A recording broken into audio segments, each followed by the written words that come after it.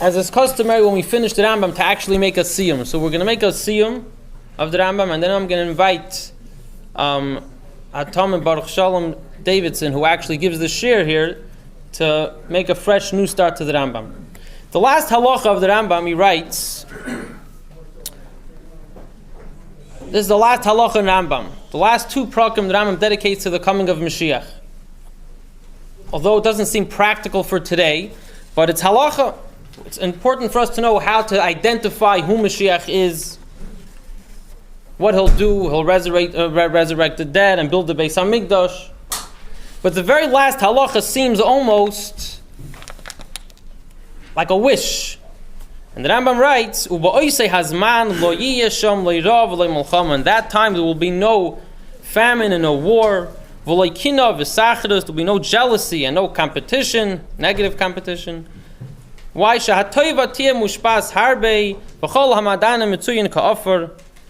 there will be plenty of good in the world, and all the madanim, all the delicacies will be easily found, just like the dust of the earth. The world will occupy itself only with knowing Hashem. The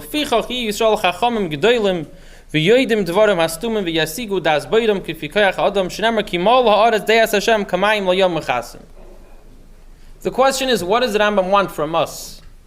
This book of the Rambam, the Sefer HoRambam, Sefer Hayad, is not a Sefer of Chas v'Sholom poems or good wishes. It's a Sefer of halacha. And the Rambam dedicates one entire halacha, the very last halacha of his entire Sefer, and it seems to be very theoretical, very wishful. In that time, there will be no famine, there will be no war, no jealousy. How does that help me here today? Today I live in a world where there is war, there is jealousy, there is famine. So the answer to this, the Rebbe told us, gave us a theme many times which answers this question as well. And that is that the Rambam is actually not just telling us what will be when Mashiach comes. The Rambam is teaching us how we could usher in Mashiach by living in such a way right here and now in Golus. To illustrate this with a story, I heard it from the Shliach himself. The Shliach his name is Rabbi Shabtai Slavatitsky in Belgium.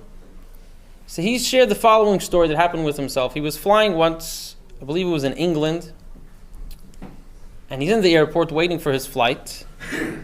So like a good shliach does, he starts scouting for Jews. So he finds one individual, narrows in on a guy that has a good Jewish nose, and he conveniently sits right near him. Takes him a few minutes, but he strikes up a conversation with the man. Nice watch, where did you buy it? And then he hits him with the question, did you put on tefillin today? So the guy gets him back in a way he never expected. He says, what do you think? Do you think I put on tefillin? So Rabbi Slavatitsky says, I also put on 2 pairs of tefillin. Maybe you want to put on a second one? So the guy liked the answer, but he was quiet. He then said, as if he was talking to himself, he said, there's no doubt about it, the Lubavitcher Rebbe changed the face of Yiddishkeit. He's quiet again. And he says that one Jew should walk over to another Jew in some foreign airport and ask him to put on tefillin. Although he's not going to get any personal gain from it, and he has no interest in the other Yid putting on tefillin, other than the fact that it's a mitzvah, only the Lubavitcher Rebbe could do that. So Rabbi Slavatitsky is sitting there and he's like, oh boy, did I catch a fish. So he says, were you ever at the Lubavitcher Rebbe? So the Yid says, I am with the Rebbe every single day of my life. It's getting better. He says, I'll tell you what happened. He's in the garment business. And he had competition. And at one point his competition was going under. They were almost going to go into bankruptcy. So it was advised that he should buy out his competition. Sounds like a sound investment. He actually had to borrow money to buy out his competition, but he did that. He took the loan and he bought them out. As time went by, he realized that he couldn't sustain both companies and it wasn't going to work. No one knew what kind of debt he was falling into. He couldn't make his payments, and he was shattered. he was able to level with one friend of his, and he told him the predicament. So this friend told him there's only one person he could talk to. That's the Lubavitcher Rebbe. Go to New York, talk to the Rebbe. And he did it. He came to Yechidus. At that point, he was Yid who was not Shemer Torah Mitzvahs. And he sits in Yechidus and he tells the Rebbe his story. And the Rebbe gave him advice. The advice the Rebbe gave him was to sell part of the company. And with that money, he should be able to make the payments to show his creditors that he's reliable. And then slowly he'll be able to rebuild his company. And it worked. And he tells the Shliach that it worked till today. He's doing very well. After the Rebbe gave him this advice, the Rebbe said, you asked me a question. Now may I ask you a question? So he says, the Rebbe wants to ask me a question? Of course. And the question the Rebbe asked me, says the Yid, what do you do to remind other Jews that they're Jewish? So this guy's looking at himself and respectfully tells the Rebbe, he says, Rebbe, I thought I was clear. I'm a secular Jew. I don't keep Shabbos. I don't put on tefillin. I don't eat kosher. I want me to remind other people that they're Jewish. And he ended up and he told the Rebbe, I never find myself in such a position. I never find myself with such a frame of mind that I should be able to have an influence on another Yid. I never find myself in that position. Then he shared another thing with the Rebbe, which I don't think he shared. I think he said it was the first person he shared it with. That besides that, he also feels a numbness inside of him, and a closeness that he can't bring himself to talk to other Jews. He was in Auschwitz, and he was there with his father. And they actually shared a barrack, and not only they shared a barrack, they slept on the same bed. It was like 8 or 10 people slept on one bed. Every day they would get their 300 grams of food. Now his father was already an elderly Jew. Going through the camps, you can imagine he was just getting weaker and weaker. And this man was a young man at the time. So the father every single day would encourage his son. He would tell him, take my food. I don't need it. Take my food. And the son never wanted to do it. But he tells the Rebbe one day he was starving. The 300 grams just wasn't enough for him. And it was in the evening and his father just pestered him and he said, take the food, take the food. And he took the food. And he ate his father's share. They went to sleep. And the next morning, when they got up, his father did not get up with them. So he tells the Rebbe, till today, he feels that he killed his father. And not only he killed his father, but the whole Holocaust killed Yiddishkeit. So he feels inside that he cannot go and have a positive effect on another Yid.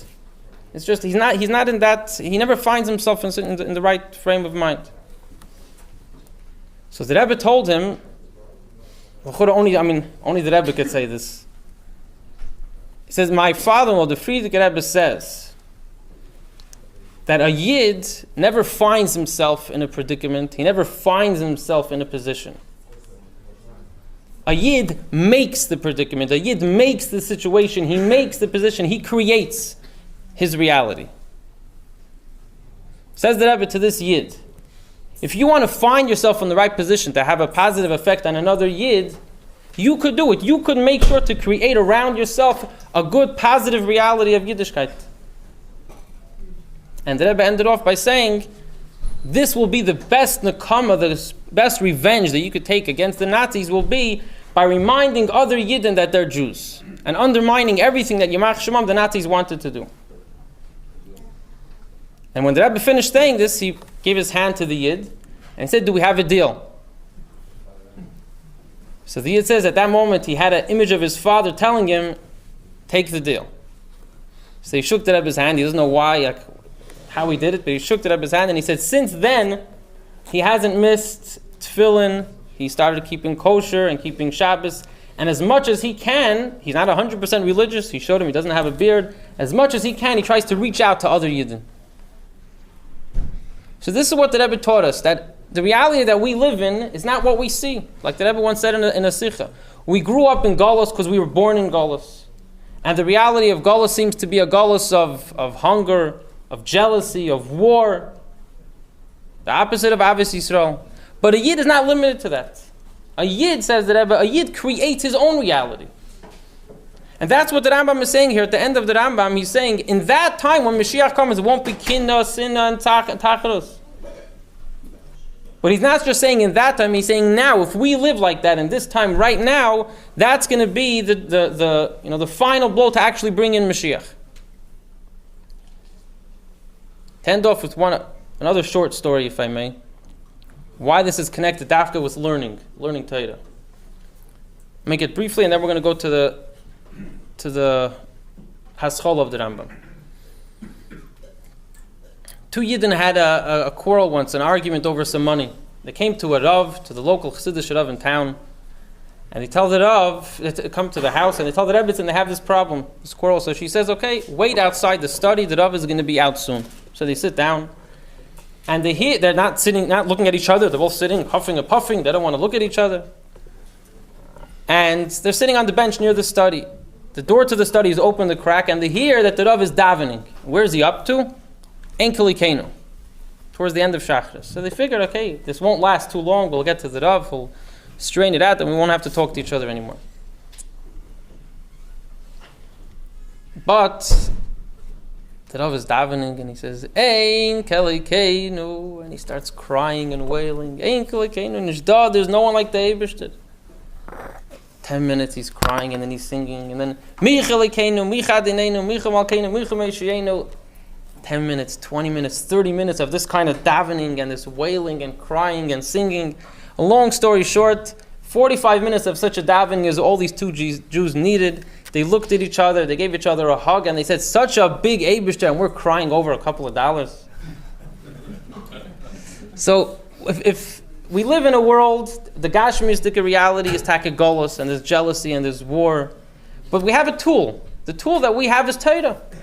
Torah lifts a Yid out of the mud, out of the guk of Golos, and it puts him on a different plateau. And when we see the world, we see a Yid in a whole different light.